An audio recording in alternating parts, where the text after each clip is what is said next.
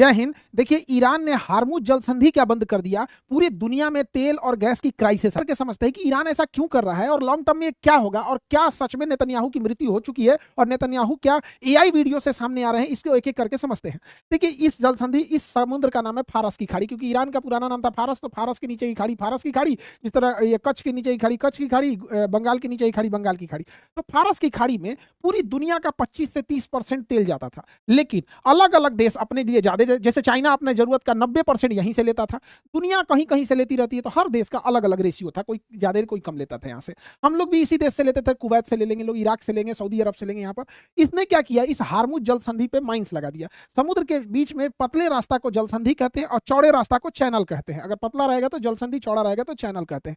अब ये जल संधि बंद करने के कारण ये फारस की खाड़ी में इतने जहाजों का पूरा जमावड़ा लग गया है और ये जहाज इंतजार कर रहे हैं ईरान के परमिशन का कि जाएं, और अगर ये बिना परमिशन जाएंगे तो बिना परमिशन उड़ जाएंगे, या तो नीचे से माइंस लगा के मार देगा या तो सीधे मिसाइल हिट कर देगा। यहाँ पर अब एक एक करके समझते हैं, इन जहाजों में केवल क्रूड ऑयल या फिर गैस नहीं भरा हुआ है, अलग अलग सामान भी भरे होते हैं। यहाँ पर एक्चुअल क्या हो रहा है, देखिए ईरान कितना शातिर से काम कर रहा है। पहले हम समझते हैं मिडिल ईस्ट क्या होता है, तो इन देशों को हम मिडिल ईस्ट कहते हैं। इसमें 17 देश आते हैं, तुर्की, साइप्रस, सीरिया, लेबनान, इजराइल, फिलिस्तीन, जॉर्डन, मिस्र, Saudi Arab, Yemen, Oman, UAE, Qatar, Bahrain, Kuwait, Iraq, Iran. 17 हो गया, गिन लीजिएगा, मैप के क्लास में पढ़ा दिए हैं। अब ये तो हो गया सब मिडिल ईस्ट के देश, लेकिन लड़ाई मिडिल ईस्ट में नहीं चल के लड़ाई चल रही है खाड़ी देशों में। तो फारस की खाड़ी से सटने वाले 8 देशों को हम खाड़ी देश कहते हैं, Oman, UAE, Qatar, Bahrain, Saudi Arab, Kuwait, Iraq, Iran, गिनते रहिएगा आप लोग। तो इन देशों को तो लड़ाई यहीं चल रही है। तो ईरान ने क्या किया है, अपनी छोटी पनडुब्बी तथा माइंस को इसके बीच में बिछा दिया है ताकि कोई भी जहाज इसको पार ना कर पाए, और यहीं पे सारा तेल है, चाहे वो कुवैत में हो, चाहे वो इराक में हो, ईरान में हो। और इतना शातिर वाला काम किया है ईरान, उसने इस एरिया में माइंस पूरा बिछा दिया है। अब इस एरिया में माइंस बिछा देने से हुआ क्या है, अब कोई जहाज को अगर जाना भी है, जैसे इंडिया के जहाज या चाइना के जहाज को परमिशन भी दे रहा है, तो मजबूरी जहाज है वो ईरान से दूर होकर नहीं निकल सकता, पास जाके निकलना पड़ेगा कि अगर ईरान से दुश्मनी है तो सुसर मार के डुबा देगा। यहाँ पे इतना खतरनाक काम कर रहा है। और ईरान ने कहा है कि अमेरिका का डॉलर का जो इस्तेमाल करेगा, हम उसके जहाज को जाने नहीं देंगे। हाँ, अगर कोई निकलना चाहता है तो चाइना के युआन का यूज करे। इसीलिए चाइना ईरान की बहुत मदद कर रहा है। इसका एक सब्स्टिट्यूट भी निकाला था अरब ने। अरब ने सोचा था कि हम यहां से पाइपलाइन लगा के रास तनूरा से, और इस पाइप के अंदर अंदर हम अपने जहाज तेल और गैस को इधर भेज देंगे। ईरान ने क्या किया, मिसाइल मार के रास तनूरा को उड़ा दिया, रास तनूरा उड़ा दिया, रास्ता बंद। तो यूएई सोचा कि क्यों ना हम यहां से गैस पाइपलाइन बिछा के इधर फुजेरा तक भेज दे। ईरान ने फुजेरा उड़ा दिया। दूसरा, ईरान बड़ी खतरनाक गेम चल रहा है, उड़ा के रद्द कर दिया, अब लेके कहां से जाएंगे। तो अमेरिका ने धमकी दिया कि हम ईरान का भी हम खार्ग द्वीप उड़ा देंगे। ईरान का यहां पर एक द्वीप है खार्ग द्वीप, ईरान अपने सारे गैस वगैरह को इस खार्ग द्वीप से ही बेचता है। तो अमेरिका ने इस खार्ग द्वीप के ऊपर बम्बार्डमेंट कर दिया है।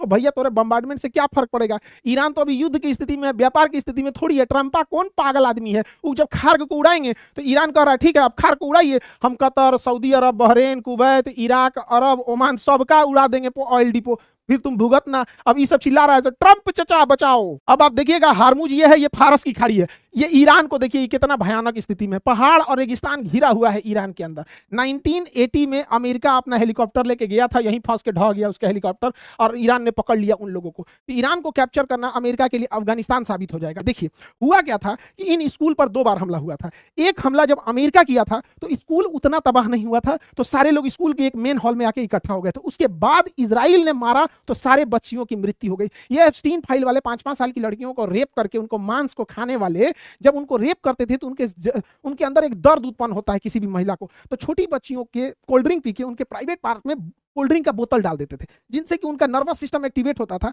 और उनके ब्लड में अलग टाइप का केमिकल रिलीज होता था। वो जितना तड़पेगी उतना केमिकल रिलीज होगा, ताकि शरीर को वो लास्ट मोमेंट में होप दे सके, लास्ट उम्मीद दे सके कि जिंदा बचो जिंदा बचो। और एकदम तड़पती थी सब, तो वही ब्लड निकाल के उसमें से उस केमिकल को निकाल के ये सब अमेरिका वाले पीते थे सब ससुरा सब। इनको क्या पता कि कोई छोटी बच्ची को मारो चाहे क्या करो, जलियांवाला बाग में हम लोग कोई मारे सब। लेकिन अमेरिका देखिए हम लोग का दोस्त ना बन के बॉस बनने की कोशिश करता है। बड़ी शर्म की बात है हमारे लिए, जरा सोच के देखिएगा। अमेरिका का बहुत एडवांस रिफ्यूलर जहाज था, उड़ते उड़ते हवा से हवा में जहाज में फ्यूल भरता था, केसी 130, ये सऊदी अरब में था। 2 गो तो आपस में लड़ के खत्म हो गए सब, और सऊदी अरब के बेस पे 5 गो रखल था, ईरान पे बम मार दिया, 7 गो तबाह हो गए। 2 गो अपने गया, 5 गो पे बम मार दिया। ईरान बहुत तगड़ा हमला कर रहा है। ईरान के सैनिक जो हैं वो थर्मल कैमरा में दिख जा रहे हैं। तो ईरान के लोगों के लिए वरदान साबित हो जाता है छाता।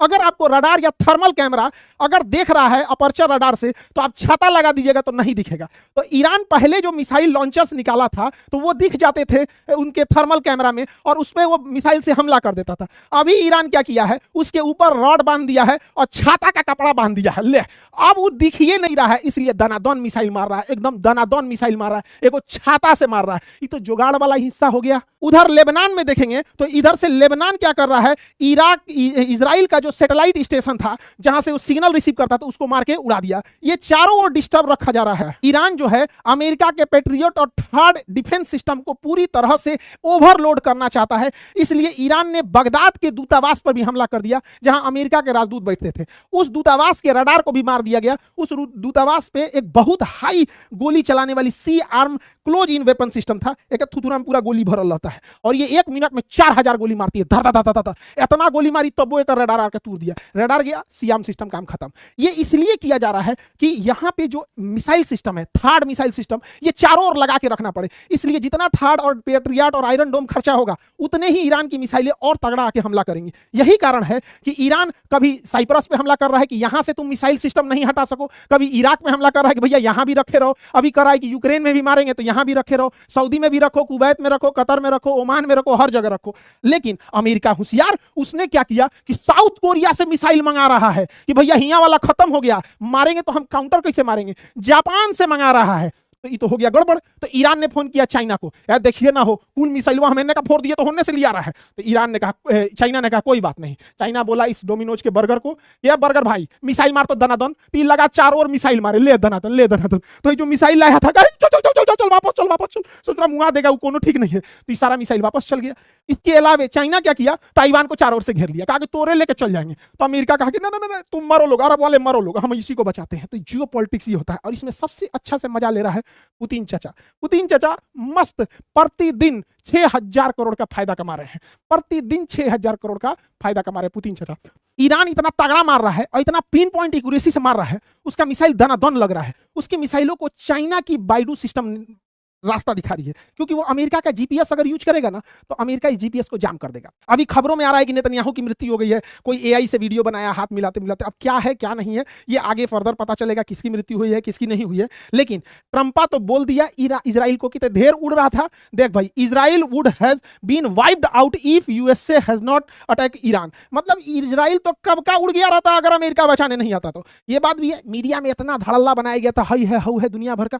और यहां पर इजराइल का क्या कहना है कि ईरान बहुत गलत कर रहा है, ईरान बहुत गलत कर रहा है, वो हमारे सिविलियन एरिया पे मार रहा है। उधर ट्विटर पे ट्रंपा पगला गया है, ट्रंप कह रहा है Iran is nation of great power, great power. तो नहीं तो नहीं, 3 दिन के पिटैला में ग्रेट पावर बोलने लगा और कह रहा है कि south Korea, Japan, China help us now, हमारी मदद करो, देश से जरूरत नहीं, मदद करो।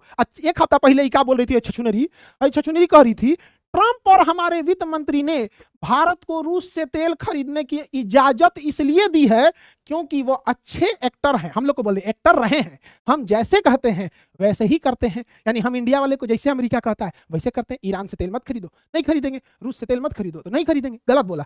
हाई देखो, हाई पहला का बोलता है इस सफेद खरगोश। ईरानियन स्कूल गर्ल्स, जो ईरान के स्कूल पे हमला हुआ है 5 साल 6 साल की छोड़ी, Iranian school girls are better death than in a burqa. इस बार क्या हुआ है, इजराइल का जो शेल्टर होम था इसके अंदर घुस जाते थे लोग, ये मेट्रो की तरह था, अंदर रहता था। इस शेल्टर हाउस के अंदर भी हमला हो गया और क्लस्टर बम से हमले हो रहे हैं जो युद्ध के बाद भी फटते रहते हैं सब।